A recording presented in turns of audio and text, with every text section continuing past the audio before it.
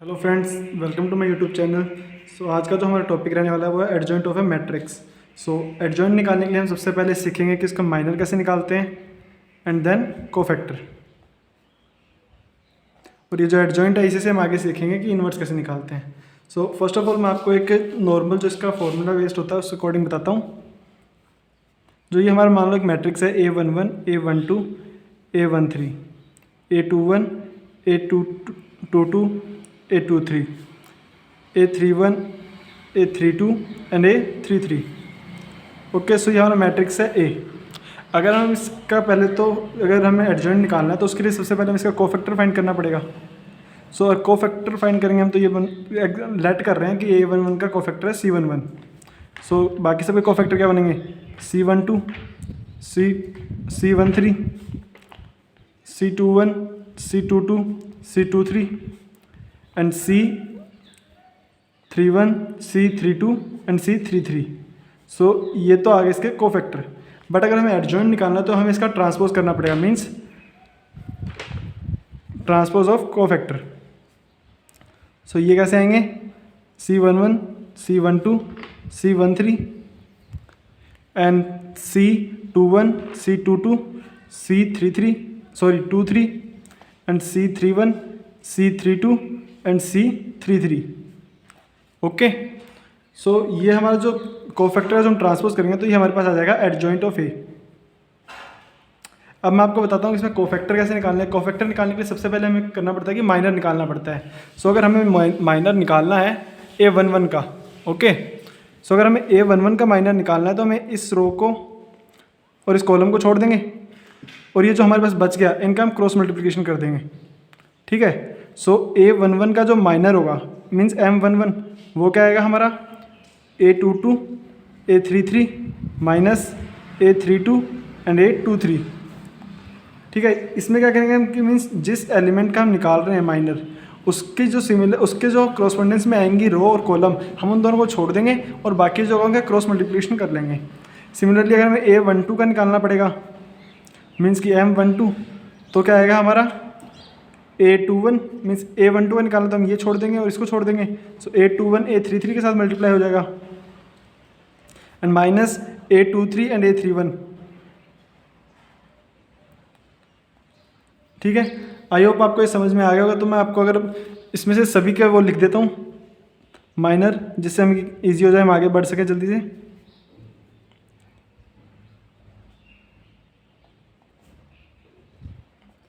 A22, अगर A21 position के लिए निकालेंगे हम माइनर 21 तो उसमें हम इसको और इसको छोड़ देंगे, बच जाएगा हमारे पास A12, A33 minus A13 and A32। ठीक है, नेक्स्ट A22 के लिए निकालेंगे M22।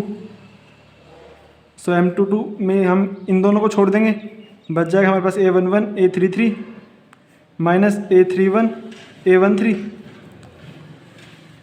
A23 के लिए निकालेंगे हम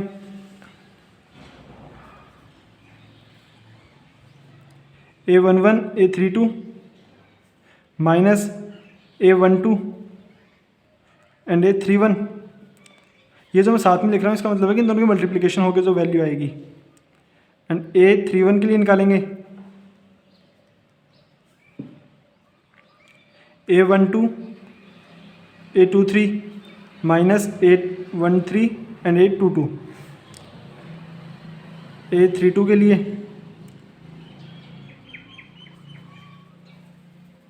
A11, A23 माइनस, मैं आपको इसके बाद इसका शॉर्टकट भी बताऊंगा जो कि हम एनडीए में यूज़ लेंगे, जिससे कि हमारा जल्दी हो जाएगा कि हमें ज़्यादा, क्योंकि ये जो मेथड मैं आपको बता रहा हूँ ये सीबीएसई मेथड है। तो हम सीबीएसई में तो इसको इजीली यूज़ कर सकते हैं, बट अगर हम कंपटीशन एग्जाम में अगर अपने वहाँ यूज़ करने गए तो हमारा बहुत टाइम वेस्ट हो जाएगा।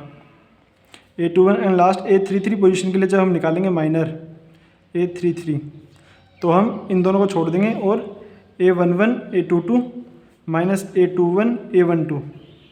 ठीक है, ये हमारे पास आगे सारे माइनर। ओके, अब हमें निकालना है कोफैक्टर। कोफैक्टर का फॉर्मूला होता है कोफैक्टर का फॉर्मूला होता है -1 की power i plus J.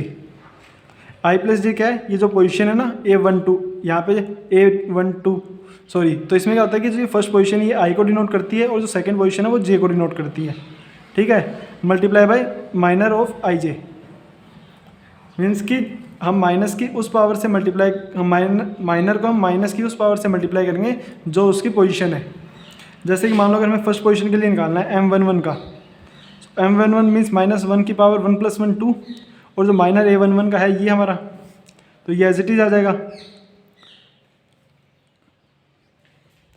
A22 A23 A32 A33 sorry A32 and A23, ठीक है। सो -1 की पावर 2 मीन्स की पॉजिटिव, तो ये का ये हमारा जो माइनर था वही का वही हमारा कोफैक्टर रह जाएगा। अगर हम पोजीशन निकालते हैं 1 2 के लिए, सो -1 की पावर 1 + 2 3, और जो इसका था हमारा माइनर वो ये था।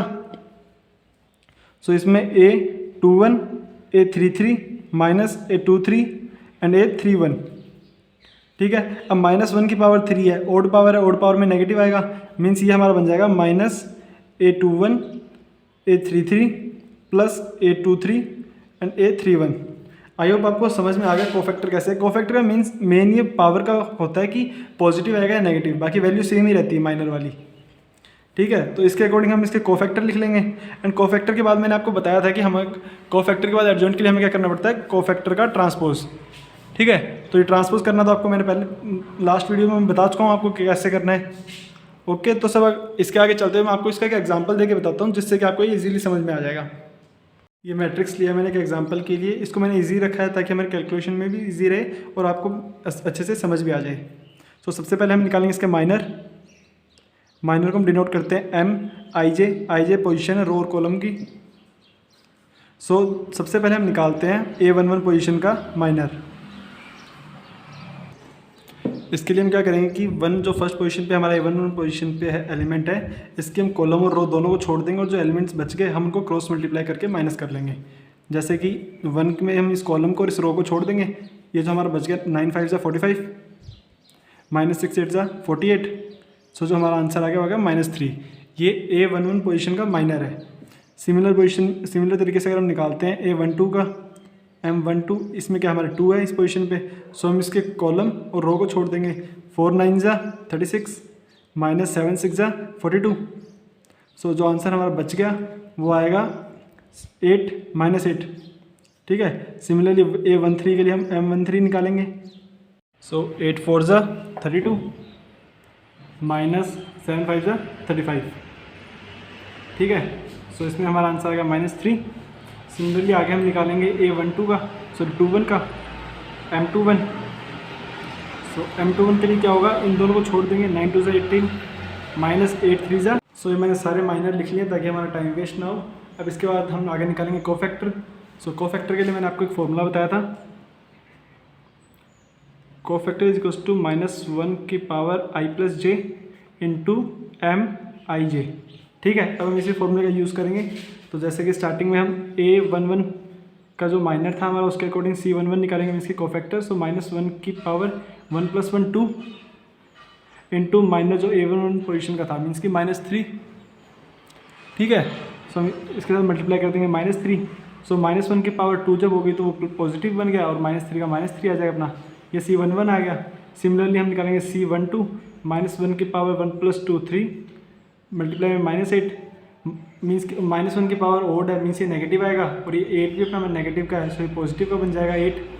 सिमिलरली हम आगे सबका निकाल लेंगे, C13 का, C21 का, C22 का, C23 का and C31 C32 and C33, ठीक है। सब में सेम फॉर्मूला लगेगा, -1 की पावर I + j 4। सो 1 3 के लिए हमारा -3 से मल्टीप्लाई कर देंगे इसको। सो ये पॉजिटिव बन जाएगा, इवन पावर है, ये -3 आ जाएगा। नेक्स्ट -1 की पावर 3 A21 अपना जो माइनर था वो था -6, सो -6 से मल्टीप्लाई, ये अपना पॉजिटिव का आ जाएगा। -1 की पावर 4 C22 निकालना है हमें, तो हम A22 की हेल्प लेंगे। A22 की हेल्प लेंगे तो हमारा वो -12 था, सो ये माइनस का 12 आ जाएगा। फिर C23 निकालेंगे, -1 की पावर 5। C23 में हमारा माइनर की वैल्यू थी -6, तो हम उसको यूज़ कर लेंगे यहाँ पे और फिर हमारा +6 आ जाएगा। सिमिलरली ऐसे करके हम आगे के भी सारे निकाल लेंगे। ओके, सो ये सारे कोफैक्टर्स निकाल लिए मैंने। अब इनको कोफैक्टर को एक मैट्रिक्स की फॉर्म में अरेंज करेंगे। ये हमने कोफैक्टर को अरेंज कर लिया मैट्रिक्स की फॉर्म में। सो अब हम इसका एडजॉइंट निकालने के लिए हम क्या करेंगे, इसका ट्रांसपोज करेंगे। सी ट्रांसपोज, तो ट्रांसपोज करना मैं आपको फर्स्ट वीडियो में बता दिया था। ये आ जाएगा -3 8 -3 6 -12 6 एंड -3 6 -3। सो ये जो है ये हमारा है adjoint of A, adjoint of matrix A. ठीक है, सो मुझे लगता है आपको एडजॉइंट ऑफ मैट्रिक्स समझ में आ गया होगा। अब हम उसके आगे प्रॉपर्टीज़ की बात कर लेते हैं। सो जो फर्स्ट प्रॉपर्टी है वो क्या कहती है कि अगर हम किसी मैट्रिक्स ए को उसके एडजॉइंट के साथ मल्टीप्लाई करते हैं तो वो उसी मैट्रिक्स की जो आइडेंटिटी मैट्रिक्स का जो प्रोडक्ट करने से जो वैल्यू आएगी उसके इक्वल होता है। Means A into adjoint of A is equals to matrix A into identity matrix of N. And का यहाँ का मतलब है कि दोनों का ऑर्डर सेम होना चाहिए। अगर 2x2 का मैट्रिक्स है तो 2x2 करेगा, 3x3 का मैट्रिक्स है तो 3x3 करेगा। ठीक है, so next property is property number 2। ये कहती है कि जो मैट्रिक्स ए का मीन्स जो एडजॉइंट मैट्रिक्स है अगर हम उसको सोल्व करें तो वो जो वैल्यू आएगी वो किसके इक्वल होगी कि जो मैट्रिक्स ए है उसकी पावर n-1। यहाँ पे भी n का मतलब सेम ही है कि उसका ऑर्डर, जो मैट्रिक्स का ऑर्डर था। Okay, so third number property क्या है कि अगर हम किसी मैट्रिक्स का एडजॉइंट निकाला और उसका फिर से एडजॉइंट निकालें, मीन्स एडजॉइंट ऑफ ए। ठीक है, तो ये किसके इक्वल होगा कि जो मैट्रिक्स ए था हमारा उसकी पावर n-2 इंटू ए, मीन्स कि उसके खुद मैट्रिक्स को फिर से इंटू करने से। यहाँ पे भी n की वैल्यू सिमिलरली जहाँ पे भी आप मैट्रिक्स में n यूज़ करोगे उसका मतलब होता है कि ऑर्डर। ठीक है, सो जो प्रॉपर्टी नंबर 4 है वो ये कहती है कि अगर हम किसी कोई मैट्रिक्स है जिसका हमने एडजॉइंट निकाला उसका फिर से एडजॉइंट निकालें, मीन्स सिमिलर चीज़ है कि एडजॉइंट ऑफ ए का हम मैट्रिक्स डिटरमिनेंट निकाल लें। ठीक है, तो ये किसके इक्वल होता है कि मैट्रिक्स ए की पावर n-1 का होल स्क्वायर। ठीक है, नेक्स्ट जो प्रॉपर्टी नंबर 5 है अपनी वो कहती है अगर हम एडजॉइंट निकालते हैं किसी मैट्रिक्स के ट्रांसपोज का, मीन्स कि एडजॉइंट ऑफ मैट्रिक्स ए का ट्रांसपोज जो है उसका, तो ये किसके इक्वल होगा कि हम डायरेक्ट एडजॉइंट निकाल लेते हैं मैट्रिक्स ए का पहले और फिर उसका ट्रांसपोज कर दें, तो ये दोनों वन एंड सेम थिंग है, मीन्स कि दोनों की वैल्यू सेम रहेगी। नेक्स्ट प्रॉपर्टी नंबर 6 जो है वो ये कहती है कि जो हम अगर कोई दो मैट्रिक्स है हमारे पास ए एंड बी, अगर हम दोनों का मैट्रिक्स एडजॉइंट निकालें means adjoint of A B, ये किसके इक्वल होगा adjoint of B into adjoint of A. इस चीज़ को मैं आपको याद करने के लिए सिंपल तरीका बता देता हूँ कि आप हमेशा याद कर लो कि जहाँ पे भी मैट्रिक्स में प्रोडक्ट की बात होगी ना दो मैट्रिक्स की, तो वो दोनों के अपोजिट के इक्वल होगा। मीन्स हमने पहले पुरानी प्रॉपर्टीज़ में भी देखा था कि ए बी का जो प्रोडक्ट होता है वो बी ए के इक्वल आता है। ठीक है, सो वही यहाँ पे लगा है कि जो हम ए बी का एडजॉइंट निकालेंगे वो adjoint of B product with adjoint of A के ही इक्वल ही आएगा। सो प्रॉपर्टी नंबर 7 इज़ कि अगर हम कोई मैट्रिक्स है उसकी पावर m कर देते हैं, ठीक है, और फिर हम इसका एडजॉइंट निकालें, सो ये किसके इक्वल होगा कि अगर हम पहले कोई हम पावर m करने से पहले ही एडजॉइंट निकाल लेते हैं उस मैट्रिक्स का और फिर उसकी पावर m कर देते हैं, तो ये दोनों भी सेम चीज़ है। ठीक है, सो जो प्रॉपर्टी नंबर 8 है इसके बाद उसमें क्या बताया गया कि हम किसी मैट्रिक्स को किसी भी कांस्टेंट k से मल्टीप्लाई कर देते हैं। ठीक है, ये मैट्रिक्स को हमने k से मल्टीप्लाई कर दिया और फिर हमने इसका एडजॉइंट निकाला, तो ये किसके इक्वल होगा कि जो कांस्टेंट जिससे हमने मल्टीप्लाई किया है उसकी power n-1 with adjoint of a। ठीक है, यहाँ पे k क्या है, k कोई भी रियल नंबर हो सकता है। और जो नॉर्मल प्रॉपर्टीज़ होती है हमारी जैसे कि आइडेंटिटी मैट्रिक्स और नल मैट्रिक्स की, वो क्या होती है कि अगर हम कोई भी आइडेंटिटी मैट्रिक्स है उसका जो एडजॉइंट होगा, adjoint of identity matrix is equals to identity matrix, वो उस मैट्रिक्स के ही इक्वल रहेगा। फिर सेम है जीरो मैट्रिक्स के लिए आइडेंटिटी नंबर 10 जिसको हम बोल देते हैं कि adjoint of a null matrix is going to be zero, means कि नल जीरो ही रहेगा वो। ठीक है, प्रॉपर्टी नंबर 11 क्या कहती है, अगर कोई मैट्रिक्स ए जो है हमारा वो सिमेट्रिक है, ठीक है, तो जो उसका एडजॉइंट आएगा वो भी सिमेट्रिक ही आएगा। सेम अगर वो डायगोनल है, अगर ए डायगोनल है, ए डायगोनल मैट्रिक्स है तो एडजॉइंट ऑफ ए भी डायगोनल मैट्रिक्स ही बनेगा। सेम अगर ए ट्रायंगुलर है तो जो उसका एडजॉइंट ऑफ ए वो भी ट्रायंगुलर ही बनेगा। नेक्स्ट, अगर ए सिंगुलर है मीन्स की सिंगुलर की प्रॉपर्टी मैंने आपको बताई थी कि उसका डिटरमिनेंट जीरो होता है, तो वही बात है एडजॉइंट ऑफ ए का भी डिटरमिनेंट जीरो ही होगा। A is singular then adjoint of A is equals to zero. ठीक है, सो ये हमारी कुछ प्रॉपर्टीज़ थी एडजॉइंट ऑफ मैट्रिक्स की। Okay, thank you friends, that's all for today. So आगे का लेक्चर हम कल कंटिन्यू करेंगे। Please like share and subscribe my channel for more updates.